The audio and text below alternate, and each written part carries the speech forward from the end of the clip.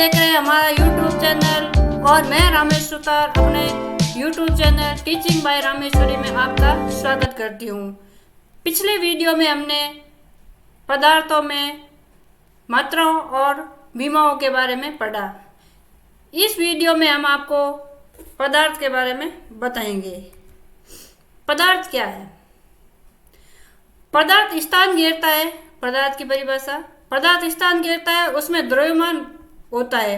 अतः वे सभी वस्तुएं जो स्थान घेरती है, जिनमें द्रव्यमान होता है और जिनका अनुभव हम ज्ञानेंद्रियों द्वारा कर सकते हैं, पदार्थ कहलाती है। यानी कोई भी वस्तु जिसको हम छू सकते हैं, जिसको हम देख सकते हैं, जिसको महसूस कर सकते हैं, यानी ज्ञानेंद्रियों से पता कर सकते हैं, वह पदार्थ है। या फिर जो स्थान घेरती है वह ही पदार्थ है। पदार्थ कौन कौन से हैं? ठोस, द्रव और गैस। क्यों? क्योंकि तीनों स्थान घेरते हैं, तीनों का द्रव्यमान होता है। अब आप कहेंगे गैस का द्रव्यमान कैसे होता है? गैस का द्रव्यमान, यदि हम गैस को इकट्ठा करें, गैस की टंकी लेने जाते हैं एलपीजी गैस की, उसको हम तोलते हैं तो उसका भार निकलता है, उसका द्रव्यमान निकलता है। तो गैस को इकट्ठा कर दिया जाए तो गैस का भी वजन होता है, भार होता है। इसलिए गैस भी एक पदार्थ है।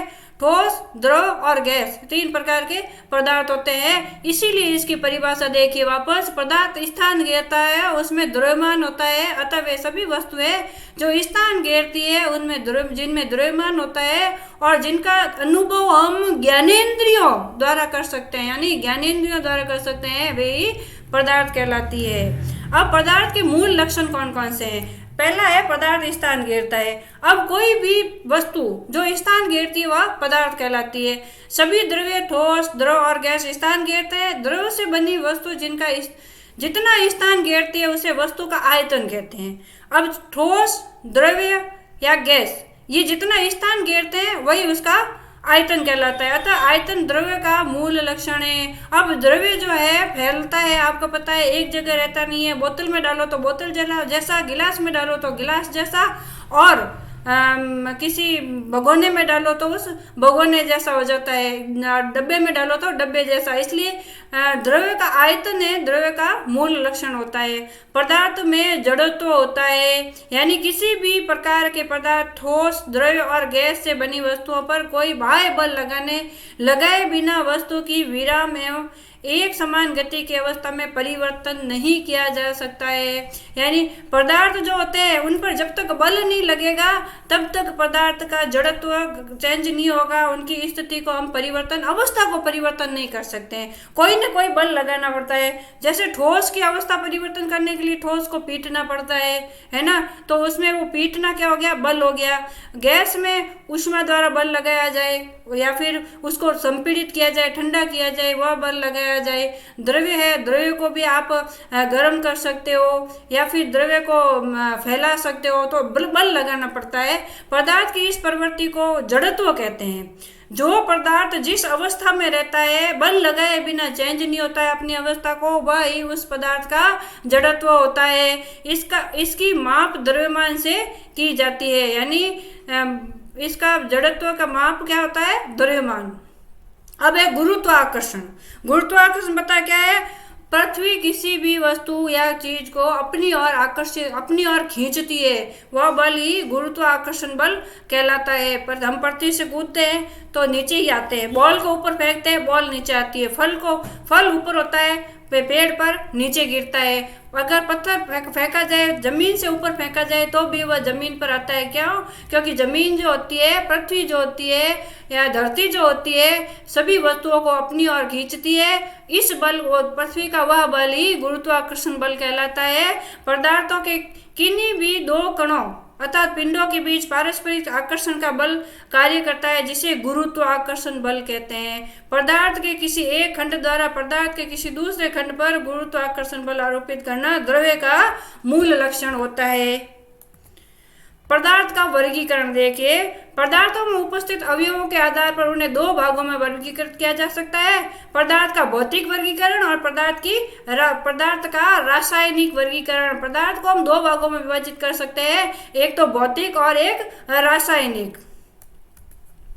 पदार्थों का भौतिक वर्गीकरण देखिए। वर्गीकरण भौतिक अवस्था के आधार पर पदार्थों को तीन वर्गों में बांटा गया है।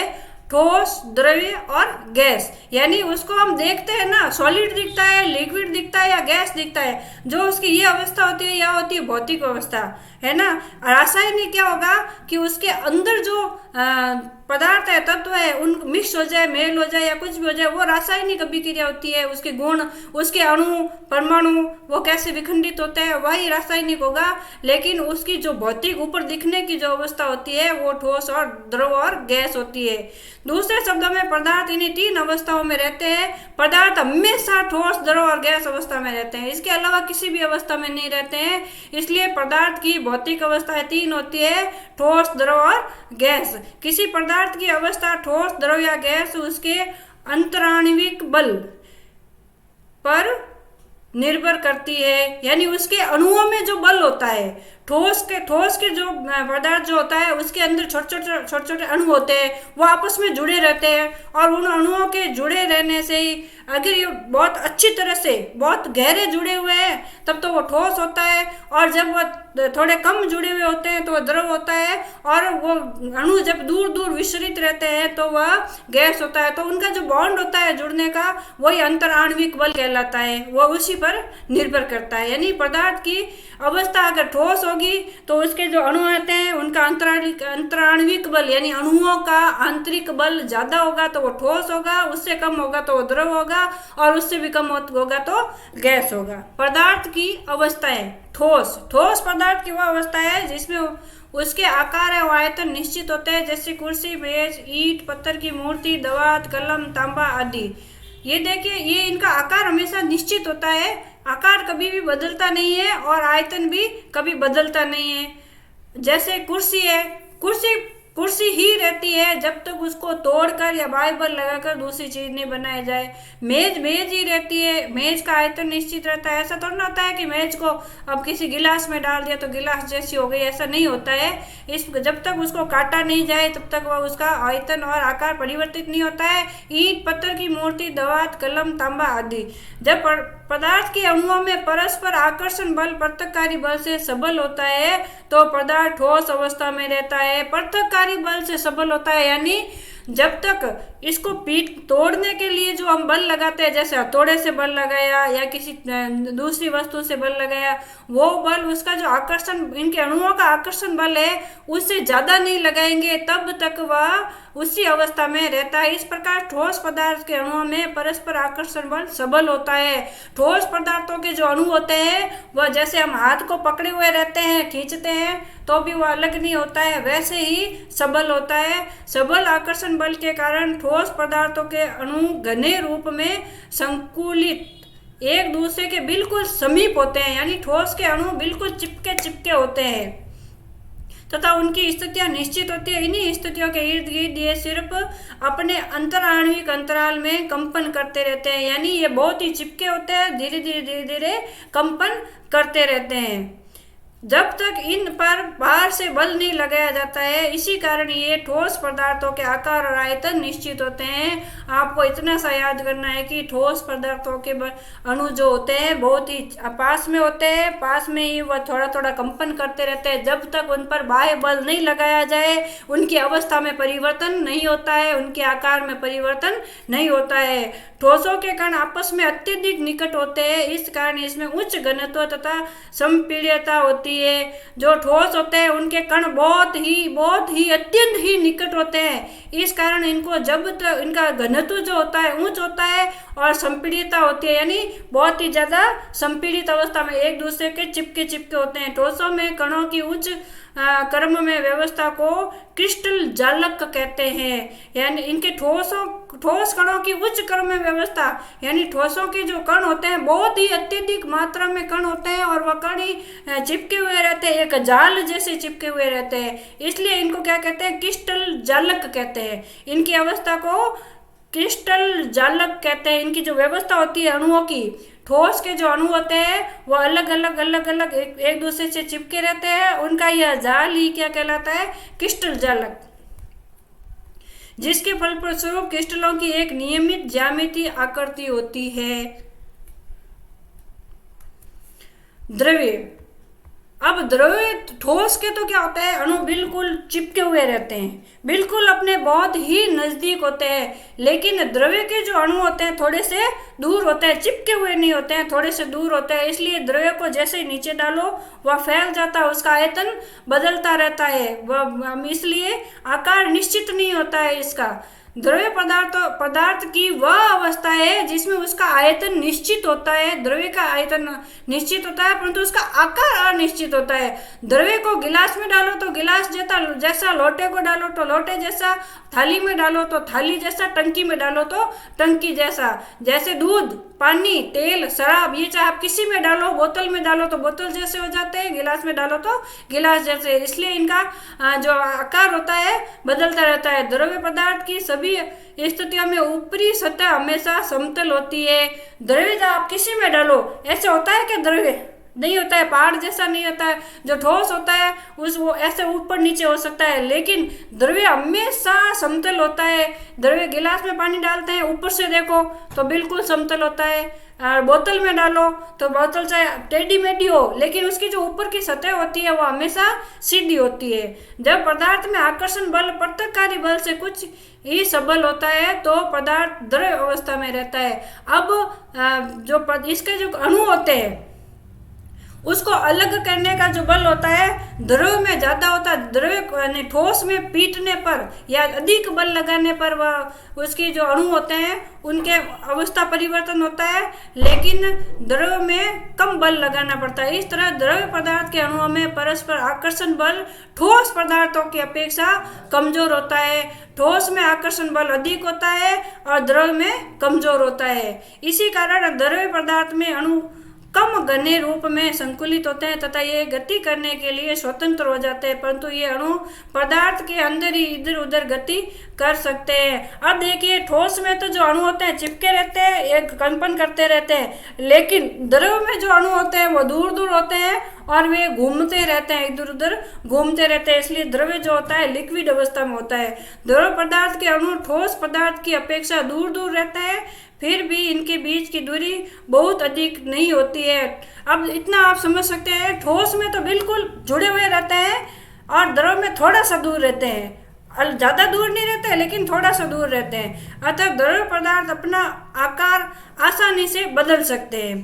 थोड़ा सा दूर होगा तो अपने आप आकार बदलेगा, परंतु इसका आयतन नहीं बदलता है।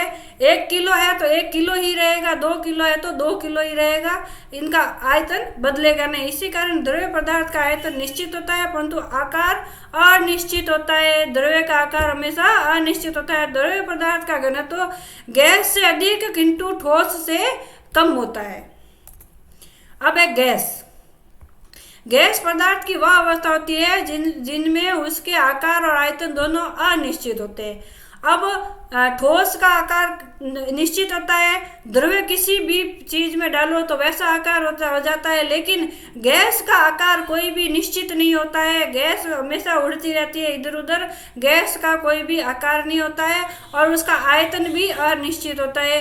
वायु, हाइड्रोजन, नाइट्रोजन, ऑक्सीजन, क्लोरीन आदि गैस अवस्था में पदार्थ का न तो कोई आकार होता है न कोई आयतन होता है। अब हमारे कमरे में गैस है, हमारी प्रकृति में गैस है। अब गैस को आप देख सकते हो क्या? आप गैस को नहीं देख सकते हो। और गैस का आकार कैसा है? गैस का कोई भी आकार नहीं है, उसका कोई भी निश्चित आयतन भी नहीं है और निश्चित आकार भी नहीं है। गैस का कोई पृष्ठ तल नहीं होता है। अब आप पत्थर होता है, पत्थर के ऊपर आप छू के देख सकते हो कि पत्थर ऊपर से ऊपर नीचे है, कैसा है। आप लोहे को देख सकते हो, ऊपर वाला उसका ऊपर वाली परत है जो कैसी है, और इसका जो है पानी का जो है आपको दिखाई देता है बिल्कुल ऊपर से सपाट है, आप उसको छू के देख सकते हो। लेकिन गैस का ऐसा पृष्ठ तल कोई भी नहीं होता है। गैस भी द्रव की भांति एक बर्तन से दूसरे बर्तन में डाली जा सकती है। इस कारण गैस को भी द्रव्य जैसा बहने वाला द्रव्य या लिक्विड या फ्लूइड कहते हैं। जब पदार्थ के अणु में परस्पर आकर्षण बल पृथक्कारी बल की अपेक्षा काफी कमजोर होता है तो पदार्थ गैस अवस्था में रहता है। अब देखिए, जो इसके अणु होते हैं बहुत ही दूर दूर रहते हैं, ठोस के चिपके हुए रहते हैं, द्रव्य के थोड़ा सा दूर रहते हैं, और गैस के जो होते हैं वो इधर उधर हवा में यूं उड़ते रहते हैं। इस तरह गैसीय पदार्थ के अणुओं में परस्पर आकर्षण बल ठोस और द्रव पदार्थ दोनों की अपेक्षा कमजोर होता है। अत्यंत कमजोर आकर्षण बल के कारण गैसीय पदार्थ के अणु ठोस एवं द्रव पदार्थ के अणुओं की तुलना में एक दूसरे से काफी दूर रहते हैं तथा सभी संभव दिशाओं में गति करने के लिए स्वतंत्र रहते हैं। अब जो जुड़ा हुआ रहेगा वो तो ऐसे गति करने के लिए भी उसको एक दूसरे की अनुमति ले जुड़े हुए रहते हैं, लेकिन गैस जो होती है वो दूर दूर अणु होते हैं उसके, इसलिए वायु तैरते रहते हैं। गैस के अणु आपस में चिपके हुए नहीं रहते हैं। इसी कारण गैसीय पदार्थ का न तो कोई निश्चित आकार होता है और न ही निश्चित आयतन। पदार्थ की तीनों अवस्थाओं के अतिरिक्त प्लाज्मा तथा बॉस आइंस्टाइन कंडेंसेट भी इसमें शामिल है। पदार्थ की भौतिक अवस्थाओं में परिवर्तन देखिए। पदार्थ तीनों अवस्थाओं में रह सकता है।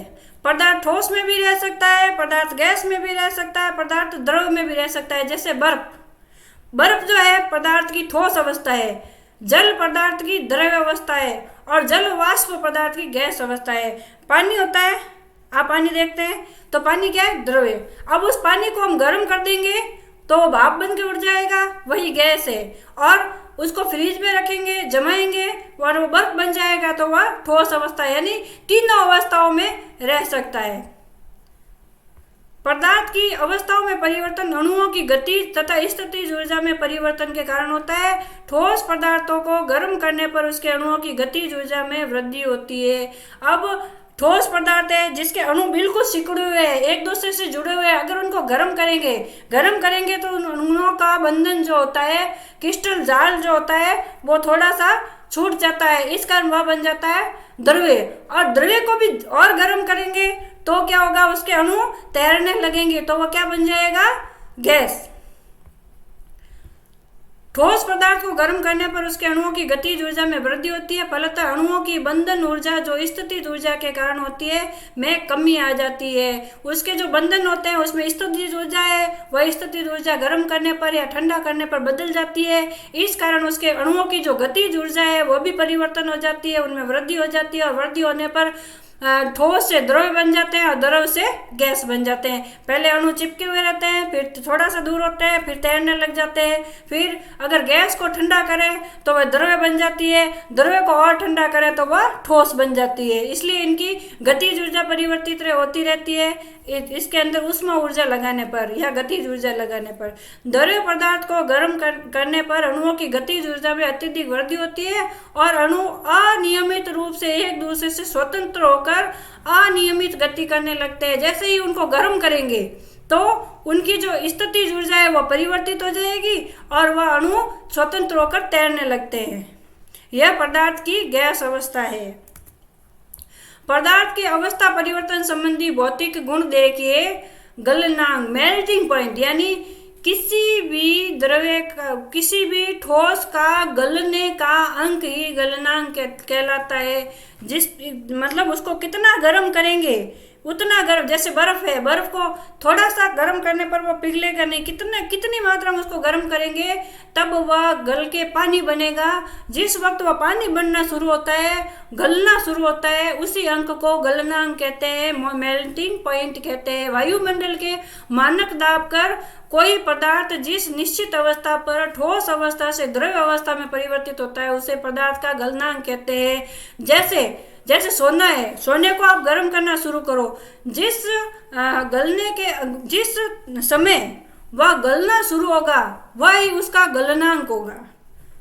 तांबे को आप गर्म करो, तांबा जिस अंक पर गलना शुरू होगा वही उसका गलनांक होगा। बर्फ को अगर आप गर्म करो और जिस अंक पर वह गलना शुरू होगा वही उसका गलनांक होगा, उसे पदार्थ का गलनांक कहते हैं। अब हिमांक यानी फ्रीजिंग पॉइंट। अब कोई भी ठोस है या ठोस नहीं, द्रव्य जमता कब है? पानी है, पानी को आप फ्रिज में रखो, फ्रिज में जो फ्रीजर में नहीं रखेंगे और नीचे वाले में रखेंगे तो क्या होगा? पानी जमता नहीं है, पानी ठंडा हो जाता है पर पानी जमता नहीं है। लेकिन जैसे ही उसको फ्रिज में रखते हैं तो वह जमना शुरू हो जाता है, यानी जो भी ठोस द्रव्य है, द्रव्यों के जमने का जो पॉइंट होता है वही हिमांक कहलाता है। हिम अंक, हिम यानी बर्फ, अंक यानी उसका निश्चित पॉइंट यानी हिमांक, उसको बर्फ बनने का या फ्रीजिंग पॉइंट बोल सकते हैं। वायुमंडल के मानक दाब पर कोई पदार्थ जिस निश्चित ताप पर द्रव अवस्था से ठोस अवस्था में परिवर्तित होता है उसे उस पदार्थ का हिमांक कहते हैं। हिमांक यानी फ्रीजिंग पॉइंट, जमने का पॉइंट। द्रव्य जो भी होता है, पानी है, दूध है, या फिर कोई भी द्रव्य हो सकता है, वह किस अंक पर जमना शुरू होता है वही उसका हिमांक होता है। अब एक क्वथनांक, बॉइलिंग पॉइंट, यानी जो गर्म होके भाप गर्म होना शुरू होता है ना, वो होता है बॉइलिंग। पानी को आप गर्म कीजिए, गर्म करने पर वो उबलना शुरू होता है। उबल के जिस टाइम वो भाप बनना, उबलते उबलते जिस वक्त वो पानी भाप बन के उड़ना शुरू होता है उसी समय को उसका क्वथनांक कहते हैं या बॉइलिंग पॉइंट कहते हैं। वायुमंडल के मानक दाब पर कोई पदार्थ जिस निश्चित ताप पर, यानी जिस ताप पर गलेगा वह गलनांक, जिस ताप पर वह जमेगा वह हिमांक, और जिस ताप पर वह गैस बनना शुरू होगा या बॉयल होके वाष्प बनना शुरू होगा वह उसका क्वथनांक होता है। वायुमंडल के मानक दाब पर कोई पदार्थ जिस निश्चित ताप पर द्रव अवस्था से वाष्प अवस्था में परिवर्तित होता है उसे पदार्थ का क्वथनांक कहते हैं। अब है द्रव्यणांक, लिक्विफिकेशन पॉइंट, यानी अब कोई भी ठोस है, ठोस द्रव्य कब बनता है, कोई भी गैस है, गैस द्रव्य कब बनती है। ठोस द्रव्य कब बनता है, जब ठोस को गर्म करेंगे, ताप देंगे। और गैस द्रव्य कब बनती है, जब उसको ठंडा करेंगे। यानी ठोस को गर्म करने पर किस पॉइंट पर वह द्रव्य बनता है और गैस को ठंडा करने पर किस पॉइंट पर वह द्रव्य बनती है, वही उसका द्रवणांक होता है, लिक्विड वाला बनने का पॉइंट होता है। वायुमंडल के मानक दाब पर कोई पदार्थ निश्चित ताप पर वाष्प अवस्था से द्रव अवस्था में परिवर्तित होता है उसे पदार्थ का द्रवणांक कहते हैं। वाष्प अवस्था में है, उसको किस ताप पर वह द्रव्य में बदलेगा, यानी वाष्प को ज्यादा गर्म करोगे तो वो ज्यादा बिखरेगी, वो तो कौन सा ताप लगाएंगे, उसको ताप को कम करेंगे, तो वही उसका द्रवणांक कहलाता है। पदार्थ की अवस्था परिवर्तन संबंधी उसके भौतिक गुण देखिए। अब पदार्थ की जो अवस्था परिवर्तन होती है कैसे होती है, वाष्पन। पानी होता है, पानी को हम गर्म करते हैं, गर्म करने पर वो भाप में बदलता है, वही उसका वाष्पन कहलाता है ना। कोई किसी भी पदार्थ को या द्रव्य को गर्म करने पर वह भाप बनता है, वही उसका वाष्पन कहलाता है। यदि किसी बर्तन में कोई द्रव्य जैसे जल रखा हो तो उसके ऊपरी पृष्ठ से द्रव्य के अणु मुक्त होकर वायुमंडल में जाते रहते हैं। इस क्रिया को, यह क्रिया जो प्रत्येक ताप पर होती रहती है वाष्पन कहलाती है, तथा इस प्रकार मुक्त हुए अणु पदार्थ को वाष्प कहते हैं। वाष्प समझ में आ गया आपको। अब है संघनन। किसी पदार्थ की वाष्प के द्रव अवस्था में परिवर्तित होने की क्रिया को संघनन कहते हैं। अब जो भाप है, पहले तो द्रव से वाष्प में बदलना, अब है वाष्प का द्रव में बदलना ही संघनन कहलाता है। वाष्प का द्रव्य में बदलना, समझ में आए, वापस सुनिए। वाष्प का द्रव्य में बदलना संघनन कहलाता है। किसी वाष्प को पर्याप्त रूप से ठंडा करने अथवा बिना ठंडा किए वाष्पन का दाब बढ़ाने से उसमें संघनित किया जा सकता है। उदाहरण के लिए जाड़े के मौसम में रात को वायुमंडल का ताप कम हो जाने पर वायु में स्थित जल वाष्प द्रव जल की बूंदों के रूप में वस्तुओं पर संघनित हो जाते हैं, उसे ओस कहते हैं। परीक्षा में क्वेश्चन आता है, चाहे आप स्कूल की परीक्षा दे रहे हो, चाहे आप कोई कंपटीशन की परीक्षा दे रहे हो, चाहे कॉलेज की परीक्षा दे रहे हो, ये प्रश्न जरूर आ सकता है कि ओस का बनना पदार्थ की कौन सी अवस्था है, तो ओस बनना पदार्थ की संघनन अवस्था है ना। या फिर संघनन अवस्था का उदाहरण क्या है, ओस। या फिर ये भी आ सकता है जल की बूंदें रात को सुबह पानी में बदल जाती है, वह क्या कहलाती है और वह कौन सी अवस्था है, तो वह औस कहलाती है और ये संघनन अवस्था है। अर्थात किसी गिलास में बर्फ रखने पर आसपास की वायु में उपस्थित जल वाष्प गिलास की बाहरी सतह पर ठंडी होकर जल की बूंदों के रूप में संघनित हो जाती है। अब देखिए, हम कुछ भी पीते हैं, ठंड कोल्ड ड्रिंक पीते हैं या फिर पानी पीते हैं, तो हम उस गिलास को रखते हैं तो गिलास के बाहर जो होता है पानी जम जाता है। गिलास के बाहर पानी, अब वो गिलास के बाहर पानी कैसे आया? पानी गिलास में भरते हैं तो बाहर निकलता है क्या? नहीं निकलता है। लेकिन ठंडा पानी बाहर कैसे निकला? वो ठंडा पानी नहीं निकलता है, वायुमंडल में जो जल वाष्प होती है वह जब गिलास के निकट चिपकती है, वायुमंडल में जल वाष्प होती है, वो गिलास के निकट चिपकती है, तो गिलास के जैसे ही वायुमंडल की गैस गिलास के पास में आती है वो ठंडा होती जाती है। गिलास के पास जैसे आती है वो ठंडा होती जाती है और ठंडा होने पर गैस को ठंडा करेंगे तो क्या बन जाएगी? छोटी छोटी बूंदें। तो अपने हम पानी पीते हैं, चाहे कोल्ड ड्रिंक, ठंडा पानी पीते हैं, चाहे कोल्ड ड्रिंक पी रहे हैं, कुछ भी पी रहे हैं, तो गिलास के पास या बोतल के आसपास जो ठंडी ठंडी बूंदें रहती है पानी की, वह कहाँ से आती है?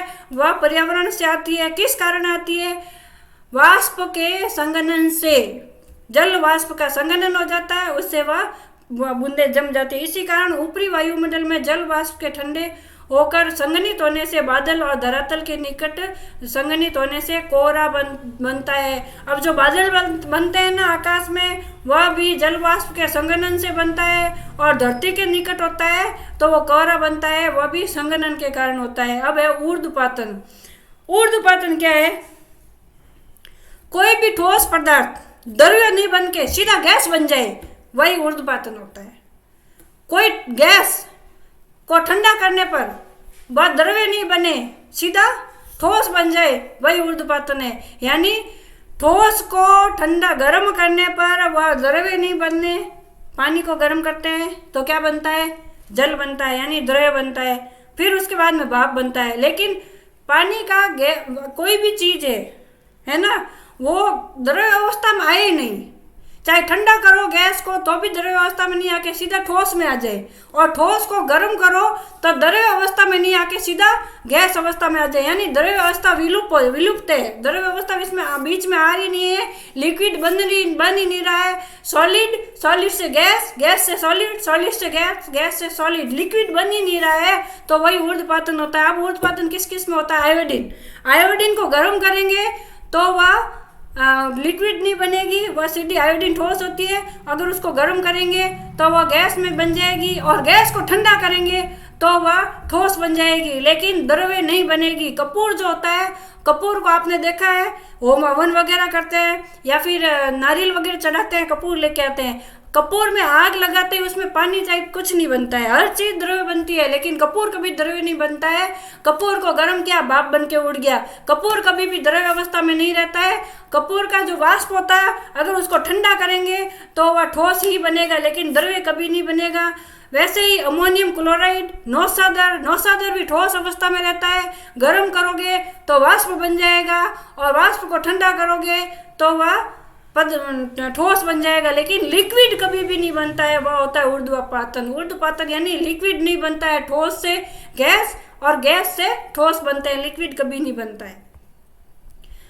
कुछ पदार्थ जैसे आयोडीन, कपूर, अमोनियम क्लोराइड या नौसादर आदि साधारण ताप पर ही ठोस अवस्था में बिना द्रव्य बने सीधे वाष्प अवस्था में परिवर्तित हो जाते हैं। इस क्रिया को ऊर्ध्वपातन कहते हैं। पदार्थ का रासायनिक वर्गीकरण होता है शुद्ध पदार्थ और अशुद्ध पदार्थ। अब पदार्थ का रासायनिक वर्गीकरण क्या होगा? भौतिक अवस्था तो हो गई ठोस, द्रव्य और गैस। अब इनका अब क्या होगा? या तो पदार्थ शुद्ध होंगे या पदार्थ अशुद्ध होंगे। तो दो भागों में बांटते हैं, शुद्ध पदार्थ और अशुद्ध पदार्थ।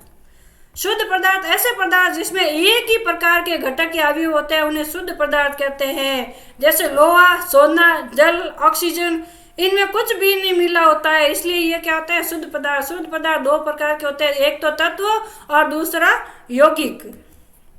अब तत्व क्या है? जिनको हम एलिमेंट्स बोलते हैं। तत्व वह भौतिक मौलिक पदार्थ है जिसमें किसी भी भौतिक या रासायनिक विधि द्वारा न तो दो या दो से अधिक सर्वथा भिन्न गुणों वाले पदार्थों में विभाजन किया जा सकता है, नहीं दो या दो से अधिक पदार्थों के बीच संयोग कराकर संश्लेषित किया जा सकता है। दूसरे शब्दों में वह पदार्थ जो एक ही प्रकार के परमाणु से मिलकर बना होता है उसे तत्व कहते हैं। अब दूसरे प्रकार के परमाणु बिल्कुल नहीं मिलते हैं, सिर्फ एक ही प्रकार के परमाणु होते हैं, जिस पदार्थ में एक ही प्रकार के परमाणु होते हैं वह तत्व कहलाते हैं। वापस में सुनिए, जिस पदार्थ में एक ही प्रकार के परमाणु होते हैं वह तत्व कहलाते हैं। इलेक्ट्रॉनिक संरचना के अनुसार तत्व वह पदार्थ है जिसके प्रत्येक परमाणु का नाभिकीय आवेश समान होता है। हाइड्रोजन, ऑक्सीजन, नाइट्रोजन, सोडियम, लोहा, तांबा, सोना, चांदी, प्लेटिनम आदि तत्वों के प्रमुख उदाहरण हैं। तत्व दो प्रकार के होते हैं, धातु और अधातु। तत्व भी दो प्रकार के होते हैं, एक तो धातु और एक अधातु। ये धातु यानी मेटल और अधातु यानी नॉन मेटल। धातु तत्व विद्युत और ऊष्मा के सुचालक होते हैं। अब देखिए, जो जिसमें बिजली प्रवाहित होती है वह सुधातु, और जिसमें बिजली प्रवाहित नहीं होते हैं वह अधातु होते हैं। जिसमें बिजली प्रवाहित होती है वह धातु और जिसमें बिजली प्रवाहित नहीं होते हैं वह अधातु। लोहा, तांबा, एल्यूमिनियम, चांदी, सोना, प्लेटिनम धातु तत्व है।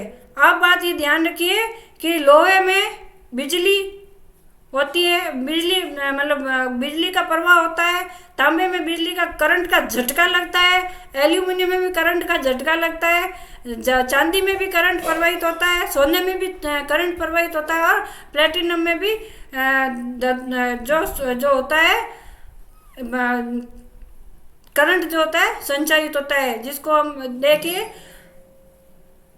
हाइड्रोजन, ऑक्सीजन, नाइट्रोजन, ये सब क्या है, विद्युत के या इलेक्ट्रॉनिक संरचना के अनुसार इनका ये क्या होते हैं, सुचालक होते हैं। ये क्या होते हैं, सुचालक होते हैं।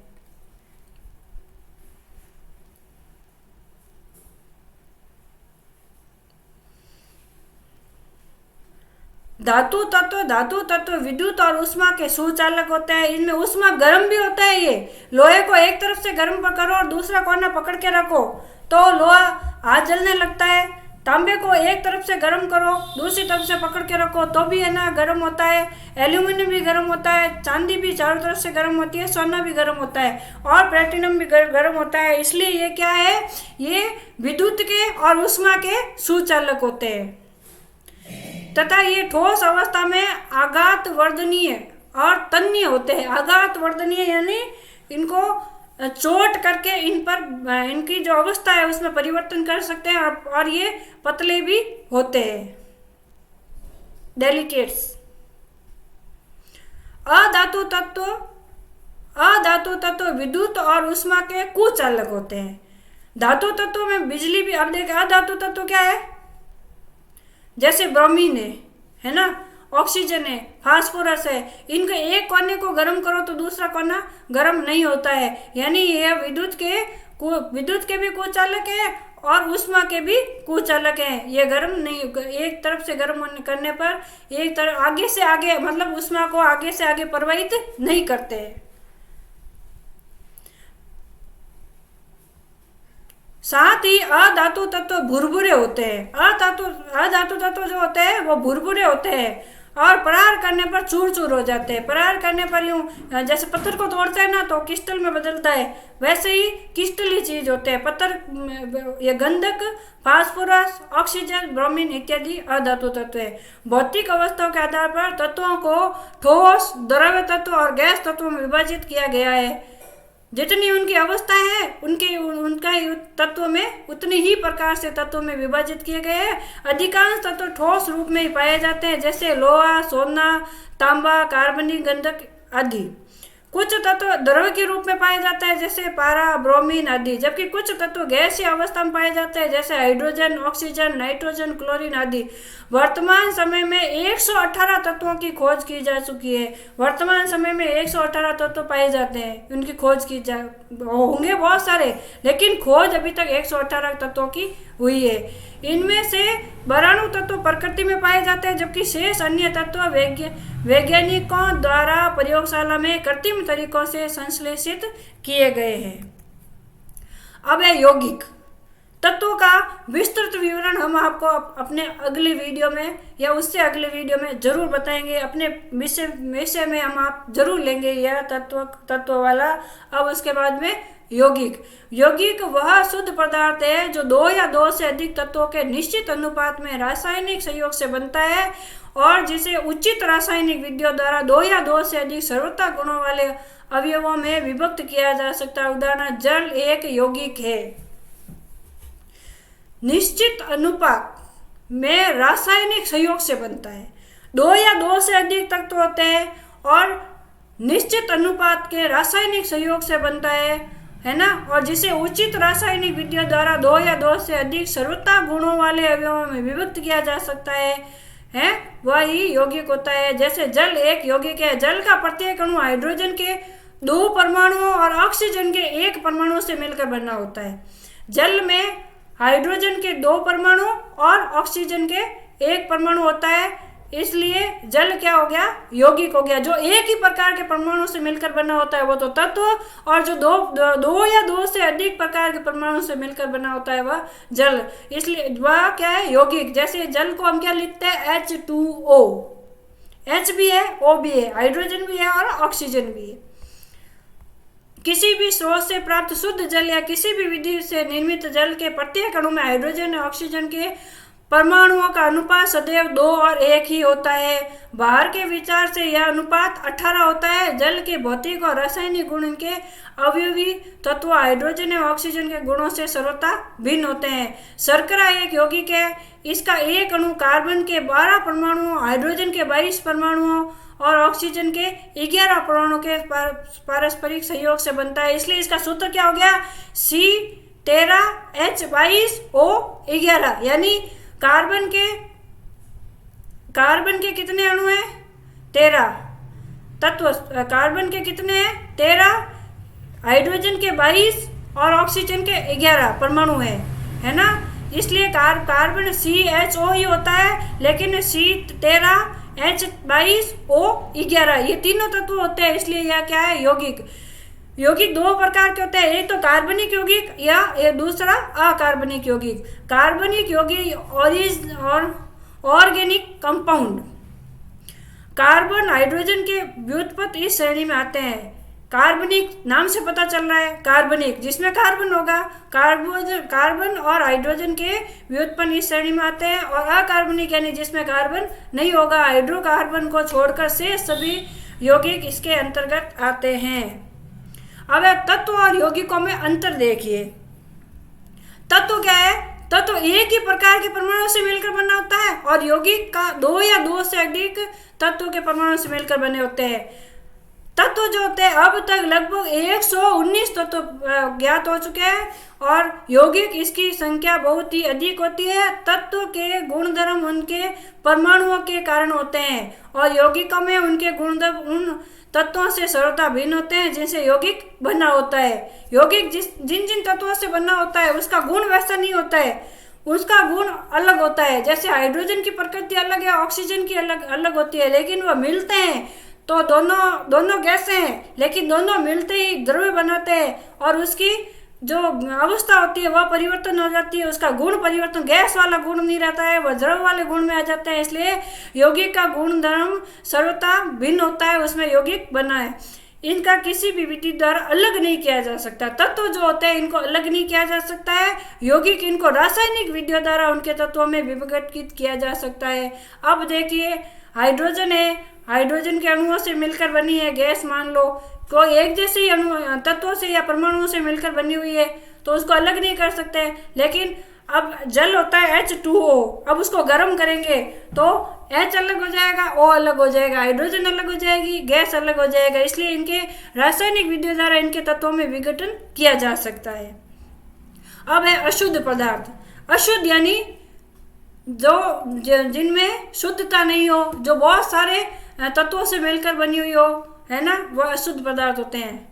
मिश्रण वह अशुद्ध पदार्थ है जहाँ दो या दो से अधिक शुद्ध पदार्थों के किसी भी अनुपात में बिना रासायनिक संयोग के मिलने से बनता है, जिसके अवयवी पदार्थों को तरल, यांत्रिक या भौतिक विधियों द्वारा पृथक किया जा सकता है। उदाहरण के लिए देखिए, वायु अनेक गैसों जैसे धूल कण का मिश्रण होती है। अब वायु के अंदर देखिए, वायु में nitrogen, oxygen, carbon dioxide, carbon, है ना, ये सभी गैसें होती है, धूल कण होते हैं, वाष्प के कण होते हैं, सब चीज होती है। तो ये क्या हो गया? अशुद्ध पदार्थ होगी, मिश्रण हो गया। वायु के अवयव कण गैस में नाइट्रोजन, ऑक्सीजन, कार्बन डाइऑक्साइड और जल वाष्प प्रमुख है। समुद्री जल कई लवणों का जल में मिश्रण होता है, जिसमें सोडियम क्लोराइड प्रमुख लवण है। पीतल, तांबा और जस्ता का मिश्रण होता है। पीतल जो होता है तांबा और जस्ता से मिलकर बना होता है। पीतल की खुद की कोई अवस्था नहीं है, तांबा और जस्ता को मिलाएंगे तभी पीतल बनेगा, इसलिए पीतल क्या है? अशुद्ध पदार्थ है। अब मिश्रण के प्रकार देखिए, मिश्रण के अवयवी पदार्थों की प्रकृति तथा बने मिश्रण के गुण एवं संगठन के आधार पर मिश्रण को दो मुख्य वर्गों में विभाजित किया जा सकता है। एक तो समांगी मिश्रण और दूसरा असमांगी मिश्रण। समांगी मिश्रण वह मिश्रण है जिसके प्रत्येक भाग में उसके अवयवी पदार्थों का संगठन एवं गुण समान होता है। समांगी मिश्रण कहलाते हैं। चीनी का जल में विलयन, नमक का जल में विलयन, गंधक का कार्बन डाइऑक्साइड में विलयन, अमोनियम गैस का हवा में विलयन आदि समांगी मिश्रण के उदाहरण हैं। असमांगी मिश्रण वह मिश्रण जिसके विभिन्न भागों में उसके अवयवी पदार्थों का संगठन एवं गुण एक समान नहीं होता है, असमांगी मिश्रण कहलाता है। लोहा एवं गंधक का मिश्रण, बालू एवं नमक का मिश्रण, खड़िया का जल में मिश्रण, धूलकण का हवा में मिश्रण आदि असमांगी मिश्रण के उदाहरण है। सामान्यतः एक असमांगी मिश्रण के अवयवी पदार्थों को एक दूसरे से अलग करना ही एक समांगी मिश्रण की तुलना में अधिक आसान होता है। अब देखिए यौगिक और मिश्रण में क्या अंतर है। मिश्रण, यौगिक। मिश्रण से इसके संगठक पदार्थों को भौतिक विधियों जैसे निष्पदन, वाष्पन और ऊर्ध्वपातन आदि के द्वारा पृथक किया जा सकता है, और किसी यौगिक में उसके अवयवों को भौतिक विधि द्वारा पृथक नहीं किया जा सकता है। मिश्रण में उसके संगठक पदार्थों के सभी गुण पाए जाते हैं। यौगिक के गुण के संगठक तत्वों से भिन्न होते हैं। मिश्रण के निर्माण में ऊर्जा, उष्मा ऊर्जा, प्रकाश इत्यादि के रूप में होती है, न कि शोषित होती है, न ही मुक्त होती है। यौगिक के निर्माण में प्राय ऊर्जा, उष्मा, प्रकाश इत्यादि के रूप में या तो शोषित होती है या मुक्त होती है। मिश्रण का संगठन अनिश्चित होता है, अर्थात इसमें सम्मिलित अवयव किसी भी अनुपात में हो सकते हैं। यौगिक का संगठन निश्चित होता है। यौगिक में सम्मिलित तत्व द्रव्यमान के एक निश्चित अनुपात में होते हैं। मिश्रण का गलनांक, क्वथनांक और घनत्व आदि निश्चित नहीं होता है। यौगिक का गलनांक, क्वथनांक और घनत्व निश्चित होता है। क्यों? क्योंकि इसमें मिश्रण में सब अलग अलग होते हैं। विलयन, यदि समांगी मिश्रण है तो को छोड़कर शेष सभी मिश्रण प्राय विषमांगी होते हैं और यौगिक सभी समांग होते हैं। मिश्रण में दो, यहाँ पे देखिए मिसप्रिंट से रोते हुए लिखा हुआ है, लेकिन यहाँ पे होते हुए होता है, इसलिए माफ कीजिएगा, प्रिंटिंग में मिस्टेक है। मिश्रण में दो या दो से अधिक प्रकार के अणु हो सकते हैं। यौगिक में एक ही प्रकार के अणु होते हैं। मिश्रण का कोई निश्चित रासायनिक सूत्र नहीं होता है। यौगिक का एक निश्चित रासायनिक सूत्र होता है। मिश्रण का घनत्व संगठन पदार्थों के घनत्व का औसत होता है। यौगिक का गणित संगठक पदार्थों के घनत्व से भिन्न होता है, साथ ही अवयवी पदार्थों के घनत्व का औसत नहीं होता है। मिश्रण का पृथक या शुद्धिकरण की विधियां देखिए। मिश्रण में उपस्थित संगठकों को विभिन्न विधियों द्वारा अलग अलग किया जाता है। मिश्रणों के पृथकों की कुछ सामान्य विधियां देख लिए। निश्चेदन, एक समांगी मिश्रण में से द्रव्य व ठोस को अलग करने की विधि निश्चेदन कहलाती है। निश्चेदन में ठोस पदार्थ फिल्टर पेपर पर एक अवशेष के रूप में एकत्रित किया जाता है और द्रव्य निश्चेदन के रूप में प्राप्त होता है। उदाहरण, रेतीले जल से जल को अलग करना। अब देखिए रेत होती है जल में, उसको अलग करने के लिए क्या करते हैं हम, किसी भी जैसे कीमे जैसा बना के, है ना, उसके ऊपर फिल्टर पेपर लगा देते हैं। फिल्टर पेपर से अगर छानेंगे तो छानने पर रेत उस फिल्टर पेपर के ऊपर रह जाएगी और शुद्ध पानी नीचे आ जाएगा। इसी को निस्यंदन कहते हैं। क्रिस्टलन क्रिस्टलन विधि के द्वारा अकार्बनिक ठोसों में उपस्थित घटकों का पृथक्करण एवं शुद्धिकरण किया जाता है। इसमें उपस्थित अशुद्ध ठोस या मिश्रण को उचित विलय के साथ मिलाकर गर्म किया जाता है तथा गर्म अवस्था में ही इस विलयन को फलन द्वारा छाना जाता है। देखिए, इसमें हम क्या करेंगे, पदार्थ को और दूसरा पदार्थ मिलाएंगे, है ना, या अकार्बनिक ठोस को मिलाएंगे, मिलाकर मिश्रण बनाएंगे और उस मिश्रण को गर्म करेंगे। गर्म करने पर सबसे पहले उसको फनल द्वारा छानेंगे। छानने के पश्चात विलीन किया जाता है। ठंडा होने पर शुद्ध पदार्थ क्रिस्टल के रूप में विलयन से पृथक हो जाता है। इसमें उपस्थित अशुद्धियां मातृ द्रव्य में घुली रह जाती है। इन क्रिस्टलों को छानकर अलग अलग सुखा लिया जाता है। जैसे चाशनी में से शक्कर पृथक करना। अब चाशनी बनानी, शक्कर चाशनी में से शक्कर बनाना है तो क्या करेंगे, अब उसमें पानी डाल देंगे। पानी डाल के उसको गर्म करेंगे। गर्म करने पर पानी भाप बन के उड़ जाएगा और पीछे क्रिस्टल के रूप में शक्कर रह जाएगी। पानी व नमक के विलयन से नमक के क्रिस्टल प्राप्त करना। नमक के क्रिस्टल भी ऐसे ही प्राप्त किए। पानी नमक जो होता है पानी में घुल जाता है और शक्कर जो है पानी के नीचे रह जाएगा। उसको गर्म करेंगे तो नमक पानी के साथ में उड़ जाएगा और शक्कर पीछे रह जाएगी। आसवन विधि द्वारा मुख्यतः द्रव्यों के मिश्रण को पृथक किया जाता है। जब दो द्रव्यों के क्वथनांक में अंतर अधिक होता है तो उसमें मिश्रण को इस विधि से पृथक किया जाता है। अब देखिए, दो द्रव्य है, उन दो द्रव्यों को अलग करना है तो सारे द्रव्य एक साथ, मतलब उनका जो होता है गलनांक जो होता है, गलनांक बोल सकते हैं, या फिर उसका वाष्पीकरण होता है। वाष्पीकरण जो होता है अलग अलग ताप पर होता है तो उसको हम गर्म करेंगे। गर्म करने पर जिसका गैस का जो क्वथनांक होता है, जिसका अधिक होगा वह तो पीछे रह जाएगा, जिसका क्वथनांक कम होगा वो कम ताप पर पहले उड़ जाएगा और एक पीछे रह जाएगा। इस प्रकार उनको अलग अलग किया जा सकता है। आसवन विधि में द्रव्य को वाष्प में परिवर्तित कर किसी दूसरे स्थान पर भेजा जाता है। उसे ठंडा कर पुनः द्रव अवस्था में परिवर्तित कर लिया जाता है। आसवन विधि में पहला प्रक्रम वाष्पन और दूसरा प्रक्रम संघनन होता है। देखिए, गर्म करेंगे, गर्म करने पर उसके ऊपर एक नलकी लगा के दूसरे पात्र में लगा देंगे। अब जब गर्म करेंगे तो जो जिसका क्वथनांक अधिक है वह पदार्थ पीछे रह जाएगा और जिसका क्वथनांक कम है वह पहले से ही पिघलना शुरू हो जाएगा, वाष्प अवस्था में चला जाएगा और वह उस नलकी के माध्यम से दूसरे बर्तन में चला जाएगा। यही आसवन कहलाता है।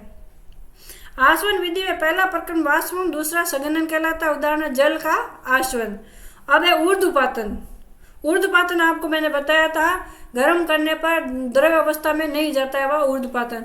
सामान्यतः ठोस पदार्थों को गर्म करने पर वे द्रव्य अवस्था में परिवर्तित होते हैं, उसके पश्चात गैसीय अवस्था में। लेकिन कुछ ठोस पदार्थ ऐसे होते हैं जिन्हें गर्म किए जाने पर वे द्रव्य अवस्था में आने के बाद सीधे वाष्प में परिवर्तित हो जाते हैं और वाष्प को ठंडा किए जाने पर पुनः ठोस अवस्था में परिवर्तित हो जाते हैं। ऐसे पदार्थ को ऊर्ध्वपातज कहा जाता है। वे इस प्रकार की क्रिया ऊर्ध्वपातन कहलाती है। ये आपको मैंने इससे पहले बता दिया है। इस विधि के द्वारा जो ऐसे ठोसों के मिश्रण में से उनको पृथक करते हैं जिसमें एक ठोस ऊर्ध्वपातक होता है, दूसरा नहीं। अब देखिए, एक पदार्थ जो होता है ऊर्ध्वपातन होता है, दूसरा नहीं होता है, तो गर्म करने पर एक तो फटाफट उड़ जाएगा गैस बन के, दूसरा पीछे रह जाएगा। इस वाष्प को अलग ठंडा कर लिया जाता है। इस प्रकार दोनों ठोस पदार्थ पृथक पृथक हो जाते हैं। इस विधि के द्वारा Kapoor, naphthalene, ammonium chloride, anthracene, benzoic अम्ल पदार्थ शुद्ध किए जाते हैं। अब है प्रभाजी आसवन। प्रभाजी आसवन विधि के द्वारा उन मिश्रित द्रव्यों का पृथक किया जाता है जिनके क्वथनांक में बहुत कम अंतर होता है। दूसरे शब्दों में द्रव्यों के क्वथनांक एक दूसरे के समीप होते हैं। भूगर्भ से निकाले गए खनिज तेल से शुद्ध पेट्रोल, डीजल, मिट्टी का तेल आदि इस विधि द्वारा पृथक किया जाता है। जलीय वायु से विभिन्न गैसें भी इस विधि द्वारा पृथक की जाती है। अब है वर्ण लेखन।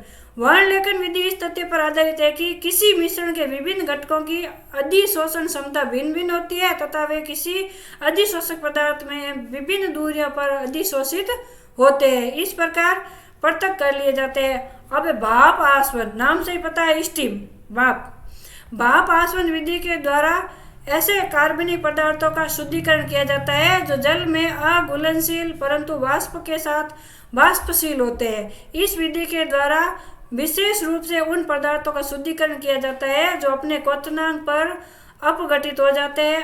कार्बनिक पदार्थों जैसे एसीटोन, मेथिल अल्कोहल, एसिटाइल आदि का शुद्धिकरण भाप आसवन विधि के द्वारा ही किया जाता है। ये तो था हमारा पदार्थ की जितनी अवस्थाएं हैं, ठोस, द्रव, गैस के बारे में हमने आपको बताया, तत्व और यौगिकों के बारे में बताया, मिश्रण के बारे में बताया, शुद्ध धातु और अशुद्ध धातु के बारे में बताया, यौगिकों के बारे में आपको बताया। आशा करते हैं कि आपको समझ में आया होगा। यदि समझ में आया है तो कमेंट कीजिएगा, हमारे वीडियो को लाइक कीजिएगा और एक बात मत भूलिएगा, सब्सक्राइब जरूर कीजिएगा। इसके साथ ही हम चलते हैं। धन्यवाद, नमस्कार। Subscribe now and press the bell icon. Never miss an update.